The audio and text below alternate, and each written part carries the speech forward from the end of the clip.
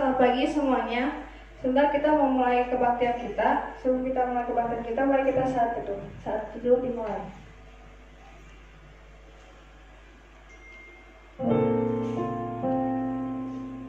Selesai. Pujian pertama mari kita naikkan bagi bangsa ini.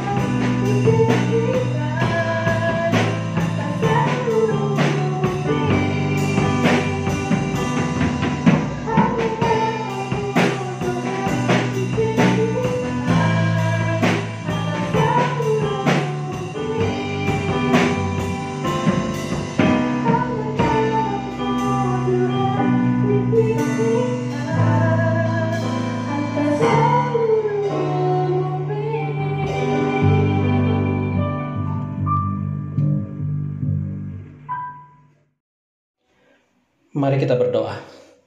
Bapa kami dalam surga, kami bersyukur, berterima kasih Tuhan yang boleh memberikan kesempatan bagi kami untuk beribadah kepada Tuhan, memuji Tuhan, menyembah Tuhan, dan kami boleh sekali lagi sama-sama mau mendengarkan, merenungkan, dan dibentuk dari firman Tuhan. Tuhan berkati ibadah kami dari awal sampai selesai, nyatakan kasih karunia Tuhan bagi setiap kami. Kami berdoa, kami bersyukur, hanya dalam nama Yesus Kristus Tuhan dan Juru Selamat yang hidup. Amin. Mari kita lebih bersemangat lagi. Mari kita naikkan pujian, Ku Diberi Kuasa.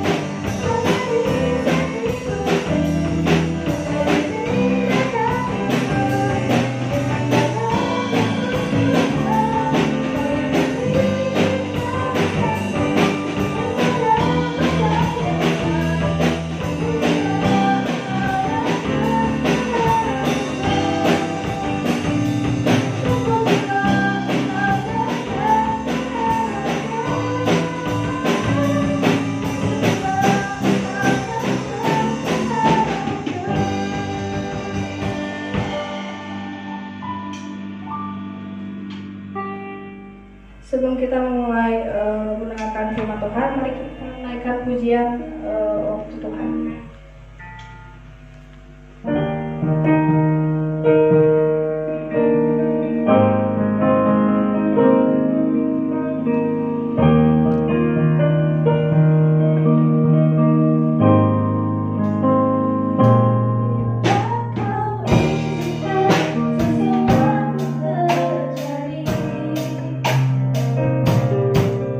Ku percaya semua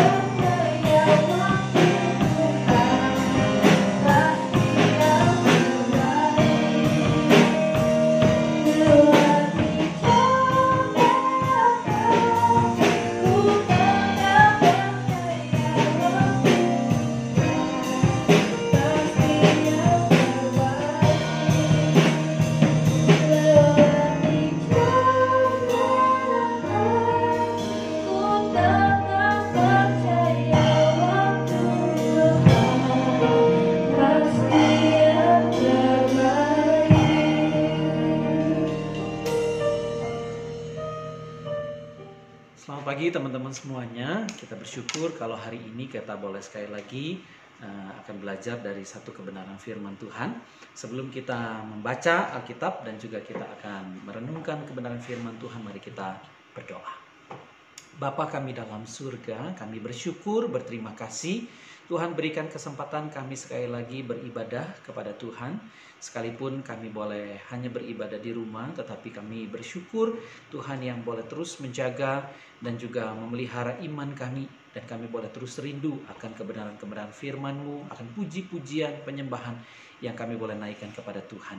Terima kasih untuk hari ini. Tuhan berkati setiap kami yang belajar akan kebenaran firman-Mu, sehingga firman Tuhan boleh menjadi bagian di dalam setiap kehidupan kami. Kami berdoa bersyukur di dalam nama Yesus, Tuhan Juru Selamat yang hidup. Amin. Nah, tema kita hari ini adalah menikmati Alkitab. Ya, saya undang kita semua membuka satu bagian firman Tuhan yang terambil dari Kisah Para Rasul 2 ayatnya yang ke-42. Kisah Para Rasul 2 ayat 42. Ya, saya bacain buat teman-teman semuanya ya. Dari terjemahan baru ya, Alkitab yang biasa kita pegang itu bunyinya demikian ya. Mereka bertekun, mereka ini adalah orang-orang yang baru percaya. Mereka bertekun dalam pengajaran rasul-rasul, dalam persekutuan, dan mereka selalu berkumpul dan untuk memecahkan roti dan berdoa. Nah, ada terjemahan lain yang saya ambil dari firman Allah yang hidup. Saya bacain juga ya, sedikit berbeda tetapi intinya sama. Ya, mereka menggabungkan diri mereka dengan saudara-saudara seiman, mengikuti pengajaran-pengajaran rasul, dan menghadiri persekutuan doa, dan mengadakan perjamuan Tuhan. Ya, intinya adalah mereka menggabungkan diri dengan saudara-saudara seiman dan mereka mengikuti pengajaran rasul. Mereka bertekun di dalam pengajaran rasul-rasul. Nah, pertanyaannya adalah begini, ya, pertanyaannya adalah mengapa kita harus membaca Alkitab? Kenapa sih kita sebagai anak-anak Tuhan, sebagai orang Kristen, sebagai anak remaja Kristen, kenapa kita harus membaca Alkitab? Ya, ada satu bagian yang saya ambil dari tulisan Rasul Paulus kepada anak didiknya, yaitu Timotius. 1 Timotius 3 ayat yang ke-16. 1 Timotius 3 ayat 16 sampai ayat 17. Ya, segala tulisan yang diilhamkan Allah.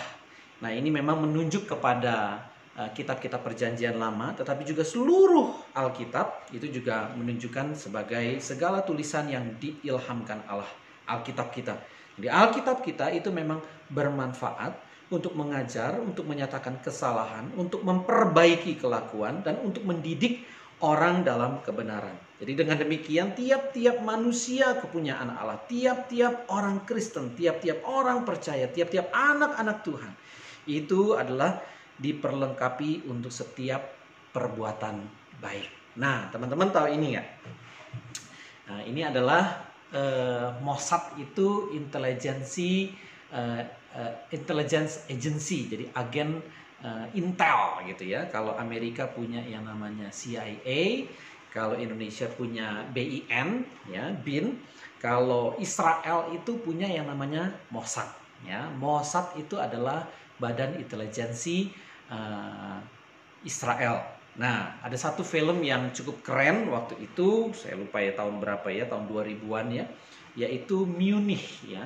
Jadi itu di situ menceritakan agen-agen Intel Mossad bekerja dengan begitu apik, dengan luar biasa. Mereka menjalankan misinya dengan baik tanpa ada kesalahan sedikit pun ya.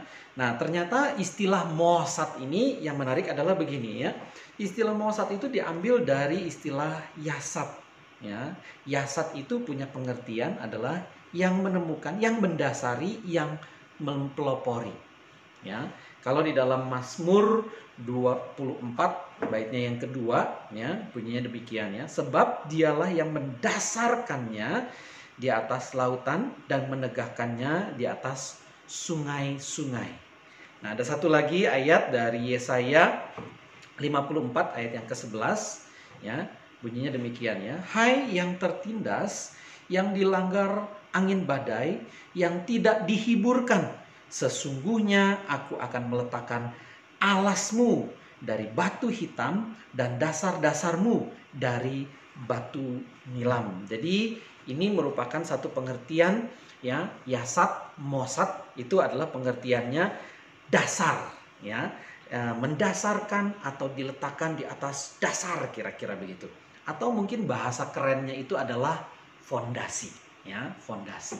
Nah, kalau bangun rumah itu harus ada yang namanya fondasi. Nah, fondasi itu letaknya itu di bagian bawah ya.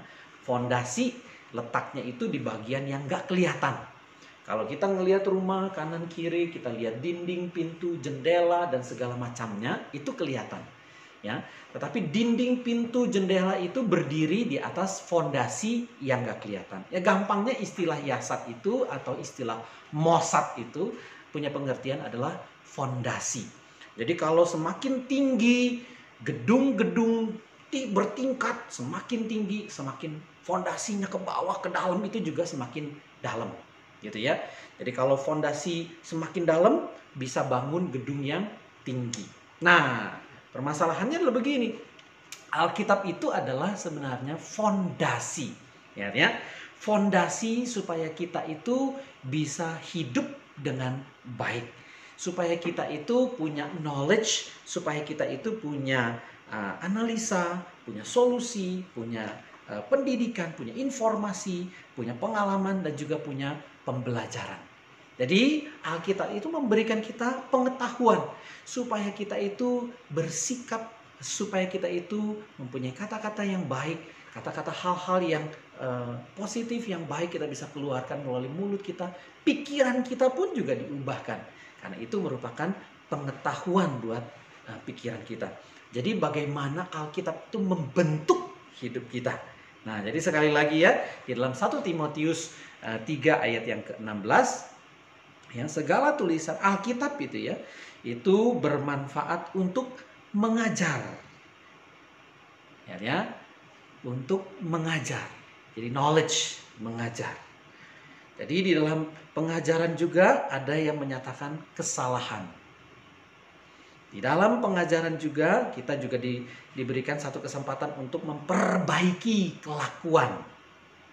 Dalam pengajaran itu juga kita dididik di dalam kebenaran supaya hidup kita itu boleh terus hidup di dalam kebenaran Tuhan.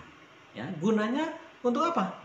Gunanya adalah untuk supaya tiap-tiap manusia kepunyaan Allah diperlengkapi, didasari, kira-kira begitu. Jadi Alkitab itu memberikan dasar supaya kita bisa melakukan setiap perbuatan yang baik. Nah, itu sebabnya saya harap kita boleh terus rajin dan juga membaca Alkitab dan menikmati Alkitab yang kita baca.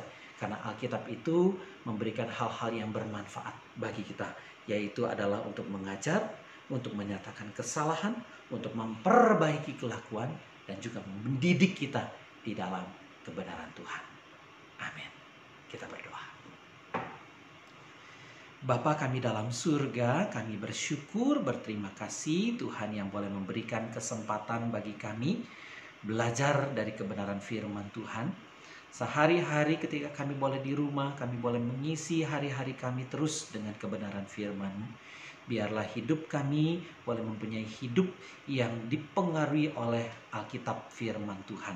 Dan firman Tuhan itu boleh menjadi dasar, boleh menjadi pelengkap dalam kehidupan kami. Supaya hidup kami boleh terus melakukan perbuatan-perbuatan, perkataan-perkataan, dan juga pemikiran-pemikiran yang baik.